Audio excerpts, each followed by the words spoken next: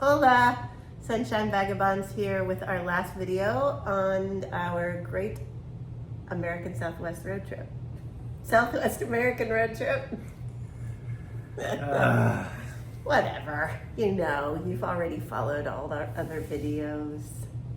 All right, so today we're going to tell you a little bit about our stop in Page, Arizona, which was only done sort of out of necessity. We didn't know anything about the town, but kind of thought it was a really cool place afterwards. So we recently dropped a video about Antelope Canyon and Horseshoe Bend. So if you're interested, check that one out, please. Yeah, and if you don't want to take the time to watch that, there are two amazing places to visit. Absolutely stunning natural beauty at both of them. And there's a lot of stunning natural beauty all around Page, which is pretty cool. One of the first things we saw there was the Lake Powell, Glen Canyon Visitor Center and the area around that. Lake Powell was formed when they built this huge dam across the Colorado River back in the 1950s. A huge construction feat. It's the second largest dam in the country, just to give you an idea on the size of this thing. It's kind of cool to look at and to marvel at. What is the Hoover Dam, the first largest? Yes, and then is. okay. Which So, I've never seen. I saw that on the way to the Grand Canyon one time. It gets to go everywhere. So yeah, they have great views. You can walk kind of over the dam on a little road with a couple sidewalks on each side. It's very safe. There's railings, there's bars, so you get to look down into the dam. It was really cool seeing the birds flying around in there, actually. You remember that? I do. I try to remember I think we actually looked up what kind of birds they were. I think the technical term is dam birds. Those damn birds flying in there. Yeah, so I don't know. I thought it was pretty cool. And we were trying to get our phones, right between the bars, trying to hold it right up there so we could get pictures. And then we happened to notice, they made these little peepholes so you can actually put your phone in it and get a good picture. But I thought that was cool. That was a nice little touch. Visitor Center is kind of neat to check out itself. History on the whole project. I think Page dated back to like 1957, and it was really formed for this project. It was a land swap with the Navajo Nation, which is all around that area as well. Check out the lake on the other side. The lake has got like 2,000 miles of shoreline. Most of the shoreline, though, it's not like beach. It's rocks and formations and stuff where you really can't easily get to it. But there are a lot of boats down there enjoying the lake as well. While we were there, just to give you an idea on, I guess, the water situation out there, they said the lake was 130 feet below capacity right now. They could use some rain and snow and stuff like that for sure. Also, there was a giant rock with some dinosaur prints in it, which they apparently found while digging out that dam, right there outside the visitor center. If you're a paleontologist, it's probably not worth a visit, but if you're a regular old human being, it was neat to see some dinosaur prints there. A couple other things you can do in Page.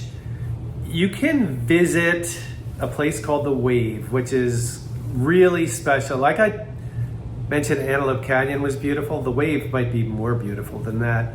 The challenge there is it's a 3-hour hike, a 6-mile round trip out there to visit the site.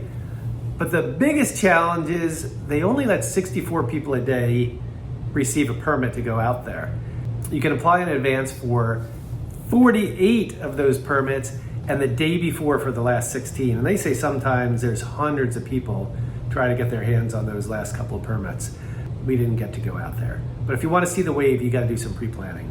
So while we were in Page, we also visited what was supposed to be a secret little cave behind a Shell station. It wasn't really secret. There were several people there. I don't know that it was like noticeable driving by. I don't think so either. Yeah, I think you kind of have to know about it, and just a lot of us now know about it. Yeah, and it was a hike to get into the actual cave. A lot of heavy sand, some spurs that I had flip-flops on, and some spurs that kept getting stuck in my feet. So it wasn't a real deep cave or anything like that. It actually was sort of like a half of a dome. It was we had a big roof over top of us, and there wasn't this spooky cave. It was just a big opening in the rocks But it was a great place to snap a couple photos, and that's what everybody was doing there. And that's what we did. We did the touristy thing. Yep.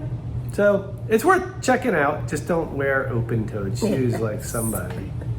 And it's a quick trip, quick stop on your way through Page. What'd you think of the little town of Page? It was quaint, little town. Not a lot of people there. Yeah, I mean, the whole population is like 7,000. Yeah. But like a lot of shops and restaurants and stuff. A couple parks. It was just a nice little town. The last thing I will say about Page is, remember what happened with our watches while we were in the Page area? Oh yeah, they kept going back and forth in time. Yeah, so I think the Navajo Nation does go along with daylight savings time, and the state of Arizona doesn't, or maybe we have that backwards. But you literally would go across the street and the time would change. The reason I'm telling you that, other than that it's kind of interesting, is that if you have a reservation to do something, make sure you know if they're on Arizona time or Navajo time, so you don't show up an hour early or an hour late. Right. All right, so that's it for our quick look at Page. If you're going to to that area to do some sightseeing, we say spend the night in Page and soak up a little bit of the charm of that little town. All right, that's it for this American Southwest road trip that we had. You survived our last video, so we'd love it if you hit subscribe. You survived, now subscribe. It kind of rhymes. All right, well, that's it for me. Ciao. Adios. And that might be a clue as to what's coming in the future. Ah. So stay tuned.